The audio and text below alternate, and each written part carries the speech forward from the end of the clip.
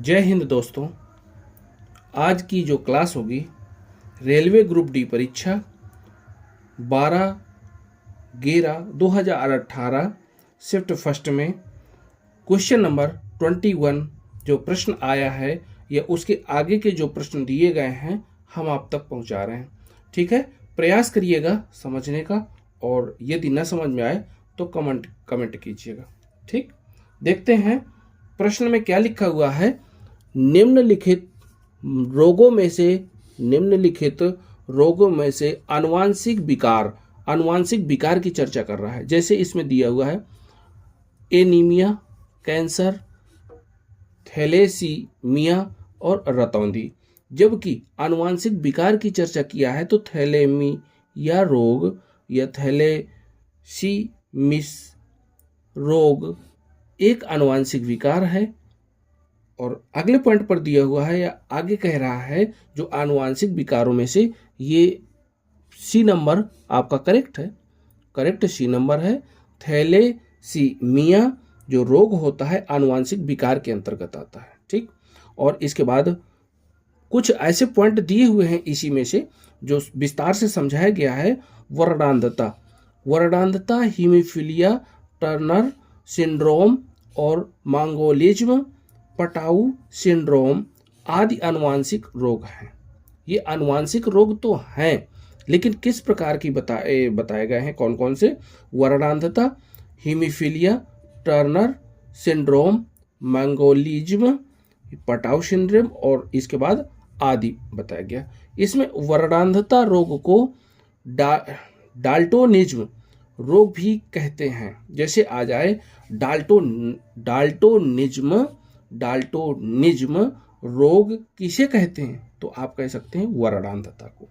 ठीक है, और इसके बाद डाउन्स सिंड्रोम को मांगोलिज्म भी कहते हैं। डाउन्स सिंड्रोम को मांगोलिज्म भी कहते हैं।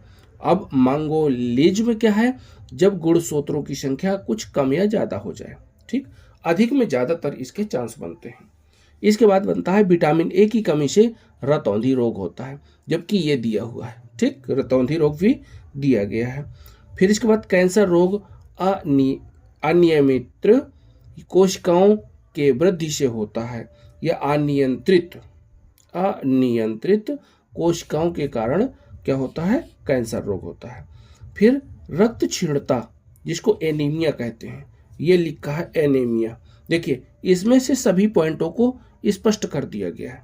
ठीक, जैसे रक्त क्षीणता या रक्त की कमी को एनीमिया रोग, हीमोग्लोबिन की मात्रा कम होने के कारण या कम होने पर होता है। कौन सा रोग?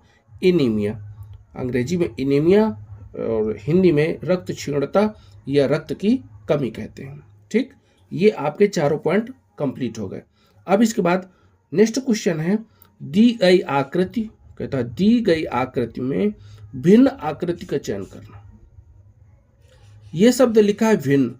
ये आपको 4 चित्र दिए गए हैं, जबकि भिन्न आकृति कौन सी है? इसमें देखेंगे ए नंबर में क्या है? जैसे दिया हुआ है, आगे देखते हैं बेटा। भैया ये जो विकल्प दिए हुए हैं, विकल्पों में से ध्यान दीजिएगा। जैसे कहता है भिन्न आकृति का चयन कीजिए। भिन्न आकृतियों में से देखिए ये दिया हुआ है वृत्त, एक दिया हुआ है त्रिभुज, फिर इसके बाद दिया है पंचभुज, फिर इसके बाद दिया है आयत। ठीक, तो कुछ आकृतियों में देखिए इस प्रकार भरा हुआ है, बिल्कुल मतलब आधा आधा। देखिए इसको बांट के फुल कर दिया गया, इसको बांट के फुल कर दिया, इसको बांट के फुल कर दिया। तीनों ऑप्शनों में देख रहे होंगे कि आकृति ये जो बनी हुई हैं इनको बना के फुल कर दिया, लेकिन इसको देखेंगे जब ये आधी नहीं है। क्यों आधी नहीं कह सकते? क्योंकि पंचभुज बना हुआ है, लगभग ये पंचभुज है। पंचभुज को आधा कैसे बांट पाएंगे आप? ठीक, या तो फिर यहां से ये ऐसे कुछ बना होता। ठीक, और ये ऐसे बना है तो ऊपर और नीचे में क्षेत्रफल में कुछ परिवर्तन आएगा। ठीक है, तो अब यहां देखते हैं वो कहता है भिन्न आकृति हमको कौन सा दिख रहा है? C number. तो जब सी नंबर दिख रहा है तो इसमें देखें कौन सा मिल रहा है? ए में सी विकल्प सही है। ठीक, ये सी नंबर का क्या है? करेक्ट है। अब नेक्स्ट क्वेश्चन देखेंगे जो आपको बताया गया होगा, यह समझाया गया है कि दी गई आकृति, आकृति क्या बोला गया है, भिन्नता। भिन्नता में देखिए इसको बनाया गया, आधे से बांट दिया गया, रंग दिया गया। त्रिभुज बनाया गया, आधे से बांट के रंग दिया गया। आयत बनाया गया, आधे से बांट के रंग दिया गया। लेकिन इसको रंगा भी नहीं गया और ना ही आधा किया गया है, ठीक, इसलिए भिन्न आकृति होगी। अब चलते हैं नेक्स्ट क्वेश्चन। लिखा है 1/0.04 बराबर क्वेश्चन मार्क। अब ये क्वेश्चन मार्क दिया है, अब ये पॉइंट दिए हुए हैं। पॉइंट में क्या कहता है, ए पॉइंट का है 1/25, फिर कहता है बी में 1/20, सी में कहता है 25 और डी में कहता है 1/40। अब इसको देख लेते हैं। आप करेंगे क्या, 2 अंक के बाद दशमलव है तो दशमलव हटा के 2 ठो जीरो ऊपर बढ़ा देंगे, ठीक।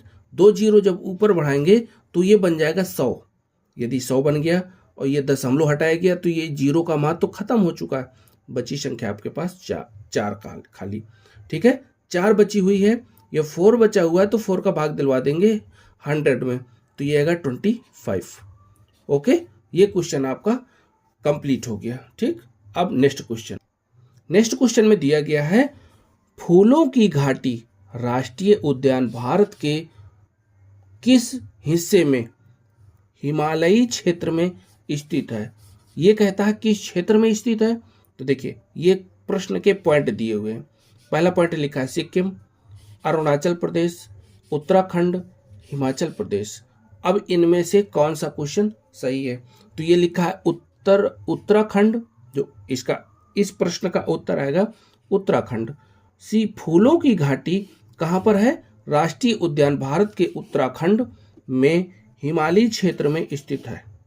ध्यान दीजिए जरा, कहाँ पर बताया गया, फूलों की घाटी राष्ट्रीय उद्यान भारत के उत्तराखंड में, तो ये उत्तराखंड तो दिया है, हिमालयी क्षेत्र में स्थित है, ठीक है। जबकि हिमाचल प्रदेश लिखा है, हिमालयी क्षेत्र नहीं लिखा। चलिए इसी से संबंधित कुछ पॉइंट देख रहे हैं। चमोली जिले में फूलों की घाटी है, ठीक। जिम कॉर्बेट नेशनल पार्क पुराना नाम हेली नेशनल पार्क था। हेली नेशनल पार्क का पुराना नाम जिम कॉर्बेट पार्क बोला गया, ठीक है। भारत का सबसे बड़ा क्षेत्र में नेशनल पार्क लेह जनपद में है। जो भारत का सबसे बड़ा क्षेत्र में नेशनल पार्क लेह जनपद में है।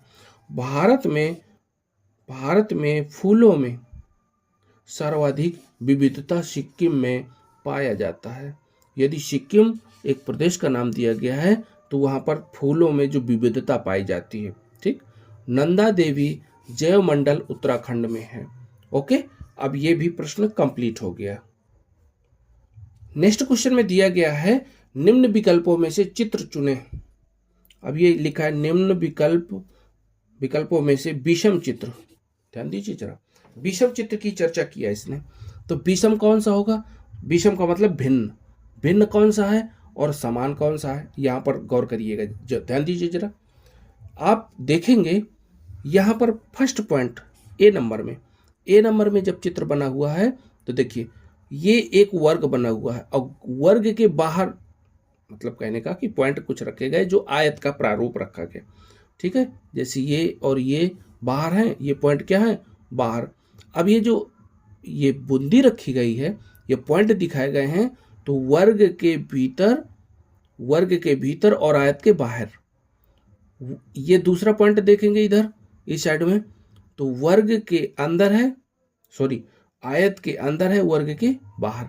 इसी तरह देखते हैं बी नंबर में क्या है कि एक वर्ग के बाहर और आयत के भीतर। देखिए आयत हम किसको कहा है, इस वाले को आयत कहा है, इधर से ध्यान रखना, ठीक।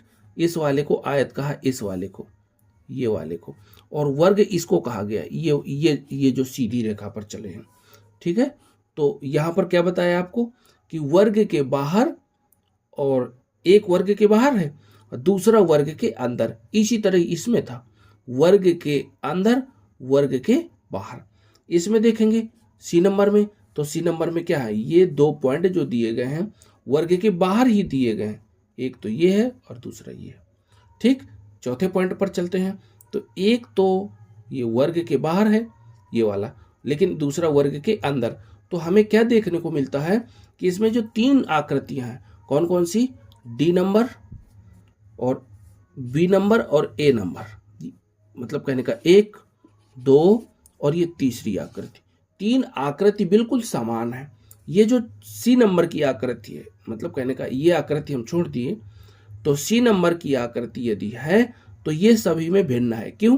क्योंकि ये जो पॉइंट दिए गए हैं वो वर्ग के बाहर, ये वर्ग दिया है अंदर, वर्ग के बाहर है ये।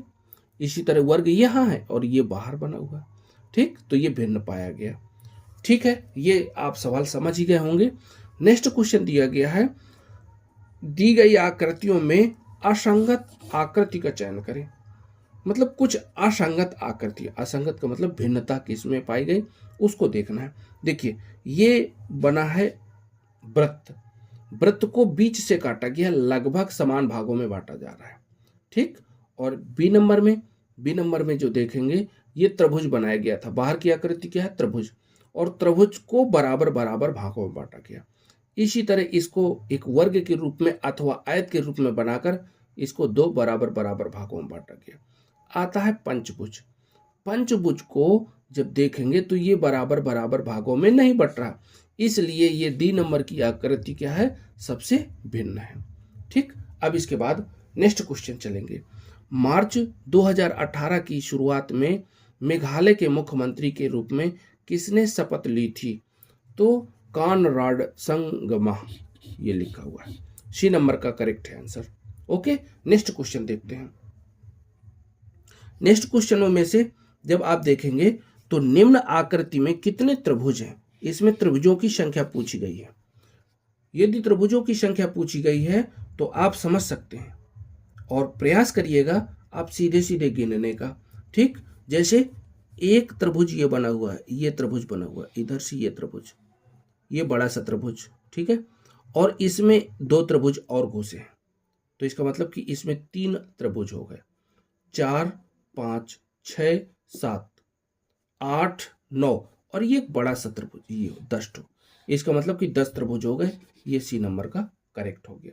ओके, हम सीधे सीधे आपको गिनवाए दे रहे हैं। अब इसके बाद नेक्स्ट क्वेश्चन देखते हैं। इसमें लिखा हुआ है ग्रैंड स्लैम शब्द, ग्रैंड स्लैम्ड शब्द डट डट करके से संबंधित है। ग्रैंड स्लैम शब्द किससे संबंधित है उसकी चर्चा की जा रही है। ठीक, यहां देखेंगे ग्रैंड स्लैम शब्द लैन टेनिस से संबंधित है। किससे संबंधित है? लैन टेनिस से। फिर इसके बाद लॉन टेनिस से संबंधित शब्दावली, कौन कौन से शब्द लॉन टेनिस खेल पर आता है? वैक हेड, ड्राइव, वाली, हाफ वाली, late, fault, स्मैच, ट्यूश, service, ट्राईवेकर, love, change, set, इन, आउट, ये शब्द बोले गए हैं। जबकि ग्रैंड स्लैम से संबद्ध है Australia open, French open, Wimbledon और यूएस ओपन। ठीक, ये सब बताया गया है। ये किसकी चर्चा हुई है? ग्रैंड स्लैम शब्द की, कि किस से खेल से संबंधित है और इसमें कौन कौन से शब्दावली है। ठीक, ये इन प्रश्नों को आप समझ भी गए होंगे और जब आपको नेक्स्ट क्लास ली जाएगी तो नेक्स्ट मतलब क्वेश्चन बताए जाएंगे। और यदि आप लोगों को समझ में आया हो तो ये वीडियो को आप अपने दोस्तों तक पहुंचाइए, जिससे सभी को सहूलियत से मतलब प्रश्न समझ में आ जाए और आसानी रहेगी। Best of luck, thank you.